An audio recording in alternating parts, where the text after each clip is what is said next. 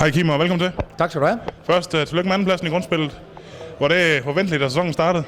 Ej, det sagde vi også. Den havde vi da solgt inden, men vi tog håb på det jo, og drengene inde i rummet tog i hvert fald også håb på det, og har mere eller mindre bygget på for hver dag, der er gået, siden vi startede og mødte ind i august måned. Så dejligt, at vi har andenpladsen nu her i grundspillet.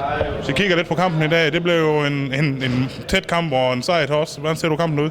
Jeg synes, det har mindet lidt mere om en slutspilskamp nu her, når det er ved at være tæt på, og det er fedt at få sluttet af med en sejr, og jeg synes også, det var dejligt for vores hold at møde Esbjerg. De spiller godt hockey, og de spiller hårdt hockey, og det er slutspillet, og det var godt for os i dag at få sådan en kamp. Hvis man kigger lidt på den nye ligastruktur, der kom sidste år, den kom jo også til fordel sidste år. Vi kom jo med i slutspillet på grund af den. Hvordan ser du den nye ligastruktur med det der play-in?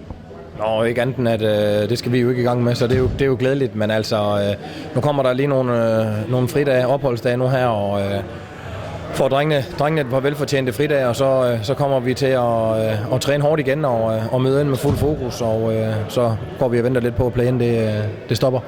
Hvordan forventer du play-in, hvis man ser sådan lidt på sæsonen som helhed? Hvem tror du går videre? Det ved jeg ikke, altså her løber foran 1-0, og vinder de den første kamp, så er det svært at komme tilbage, ikke? Men man skal aldrig sige aldrig. Det er play-in, og det er ishockey, og det er en kamp ad gangen, så jeg skal ikke stå her og gøre mig klog på, hvem der går videre. Vi siger tak. Selv tak.